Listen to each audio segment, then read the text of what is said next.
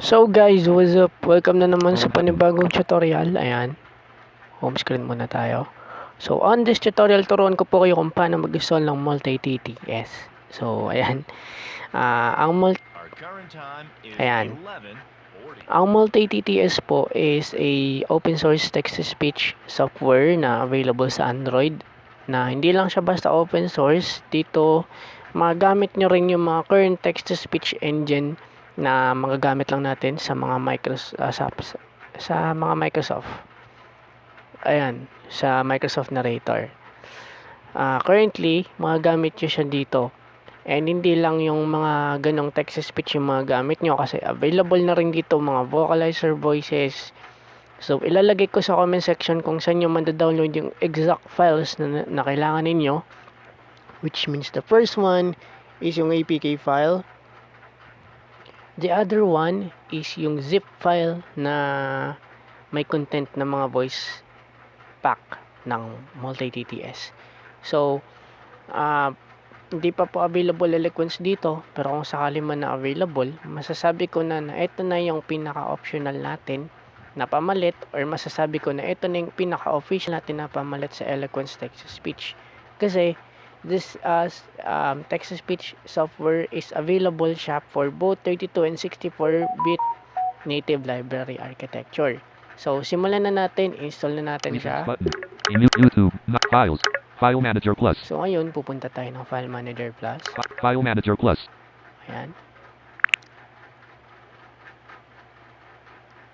File Manager Plus. So, dito sa loob ng File Manager Plus, ilolocate na lang natin kung saan ko siya nilagay. So, una nating gagawin, pupunta tayo sa SD card. So, sa akin, doon ko siya nilagay. SD card 7.4 GB / 31.3 GB. Main SD card 7.4 GB / 31.3 GB. Kasi 7 gig na yung SD card ko dahil G. Download 19 items 9/3/2025. So, dito sa download, ayan, pasukin natin to. Dito ko siya nilagay. Download, navigate 01 item 8/15/2025. Dito, hanapin ko yung Pictures, toggle, print, Telegram. toggle, screen describe, toggle, screen recorder, toggle, screenshots, toggle, Telegram 8 items 9/15/2025. Ayan. So, since nandito na ako sa Telegram, una ko nga hanapin dito ay ang mismong APK. Toggle, Microsoft _NUS, toggle, Multits _ 1.8.3, 84, ARM 64 V8 release.apk 152 MB. Diba? Dito pa lang, napakalaki na guys. Paano pa kaya pag pinasok natin yung mga voice dito? So, So, dito kasi, may mga options ako dito. Code editor, APK installer, APK installer button. So, dito, APK installer. Dito ko lang siya i-run sa package installer kasi hindi naman to screen reader eh. Sa pag screen reader, package installer button. Diyan ko lang ginagamit yung package installer. Unknown. Tignan natin. Multits. Install button. Install. Multits. Okay. Cancel button unavailable. Wait lang natin siya na mag-load. 0% progress bar.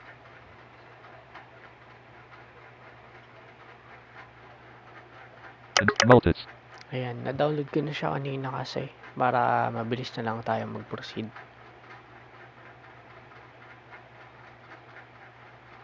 Done button. Oh, since na-install na, open button. Open. Multits. Speed 50% slider. So dito, pag bungad ka agad sa inyo, no, ito kagad yung mga option. Makita nyo, speed. Speed 50. Speed 50. Open navigation. Search button. More options. Speed. Open search button. More options button. Ayan. So dito, open huwag navigation. nyo muna i-click yung more option. Kasi isi-set up muna natin yung settings para mabilis na lang tayo mag-import mamaya. Multits. V1.8. Uncheck replacement. Uncheck roles. Uncheck settings. Settings. Settings. So dito sa settings, set basic. Off battery optimization. Battery optimization is not turned off. The background operation. Dito, on lang natin yung battery optimization niya. Allow button. Kasi hindi lang to ano guys battery optimization is not turned off. The background operation may be abnormal. Off battery optimization. Battery optimization is not turned off. The back on. Ayan, dapat naka-on tong battery optimization. Kasi hindi lang naman offline voice yung pwede natin magamit dito. Even though yung mga voice na online. So, next is hanapin nyo yung Hash N20. Speaker edit on speaker edit. Hash N50. Hash voice hash. Automatic on only analyze new words and automatically select upper limit 30. On only character on fill off debug on check net add to legato click language audition others.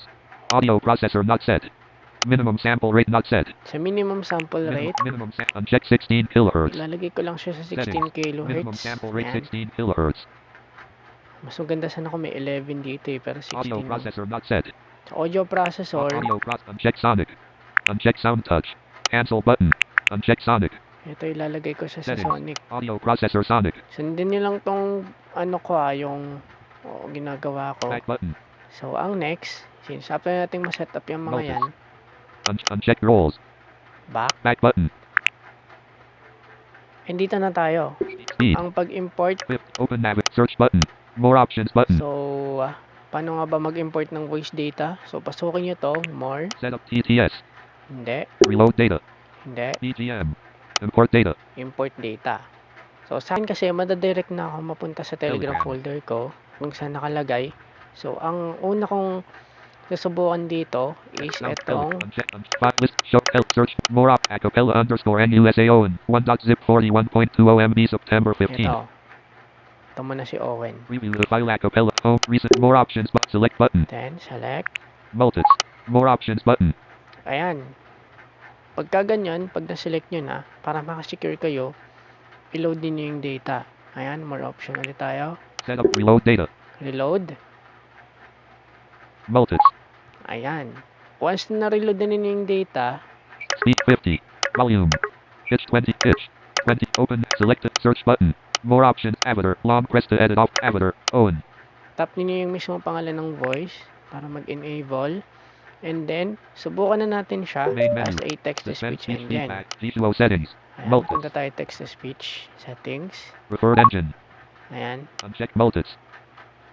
Ayan, Attention. tayo. OK button. New notification from YouTube ABS CBN Entertainment Mac and Gameboy. 1-5 September 16th, 2025. Check more hits.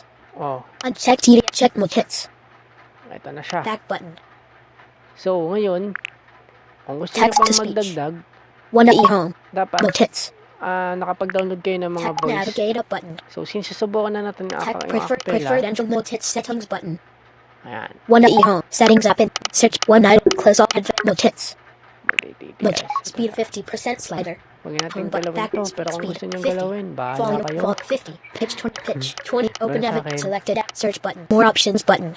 Punta tayo sa more, Set reload. BGM. Import data. import data ulit More tayo. hits. More options. Telegram. Then, susubukan ko naman yung Microsoft David. Preview the file. Hits on Microsoft underscore yen dash. Preview the file. Microsoft underscore yen dash US dash David dash Apollo.zip. Ayan, Hits underscore one dot. Select button. select. Hits. More options button. Ayan, once again, para makasiguro kayo MS tab. na nag-reload na yung data. Select MS tab. Open navigation drawer 25. Open MS. Select search button. More options button. More, Reload BGM. Reload data. reload. Hits. Ayan, Permission request. Click to offline. Owen. Avatar. Long press to more options button. Search button. Selected acapella TTS tab. ayan. So, kung napansin nyo, meron pang isang option na MS dito. MS, which means yung Microsoft Narrator Voices. Selected acapella TTS tab. Ayan. Yung ang maganda kasi dito sa multi-TTS, once na yan yung category ng voice na meron ka or na import mo, i-recognize na yun. Yun yung kagandahan sa multi-TTS. So, ngayon, since ito ay acapella, yung ginagamit natin, yung Owen, pupunta tayo. MS tab. Click natin itong MS. MS. And then, More up. Avatar. David. tap natin itong David para magamit natin. Select Acapella TDS tab. Search button. More. Avatar. More options button. Ayan. Okay na. Acapella Ganun lang. TDS tab. Pero, Acapella TDS. Acapella TD. Back Pero button. paalala ko lang sa inyo, dun kasi sa loob ng settings, din sa may abbreviation, dito. Back at speed. Fit. Hit. Open. Select. Open navigation drawer button. Ayan. Dito kasi sa loob ng settings, Our current time is may 11. makikita kayong ano dito. Pasokin natin. Compose. Multi. V1 point. Check. Unchecked replacement. Check settings. Dito sa loob ng settings, may Settings. makikita kayong Off synthetic dialogue. Dialogue synthesis. Off notify people. Off prevent systems. Off multiple selection disabled. multiple Only one selection. speaker is allowed to be selected. Huwag nyong Home i-on to button. kasi pag Back button. ito naka-on, Multi-TT. tapos Check settings. may tinap pa kayong ibang mga voices, is hindi Home, naman back magkakandali-dalit, hindi naman magkakagulo. Malilito lang kayo kapag naka-on to kasi ang daming text-to-speech na nagsasalita. So, dagdag ulit tayo ng isa pang 50. voice. Speed. David. App. More options button. Ayan. Import data. Import ulit tayo. And then, Telegram. More.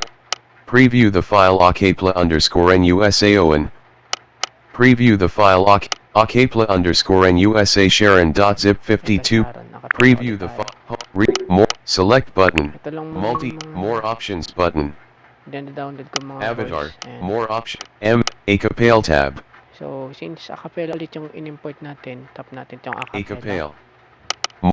Avatar. Avatar. Owen. Offline. Click. Avatar. Avatar. Sharon. Sharon yan. Selected Acapella tab. Ayan. Search button. More offline. So, I hope na nakatulong tong tutorial na to para Notification shade. paliwanag sa inyo kung paano i-install ang multi-DTS. I hope nasundan nyo naman ako. So, yan lang guys. No expand brush. Script stop. Stay safe to each and everyone and God bless.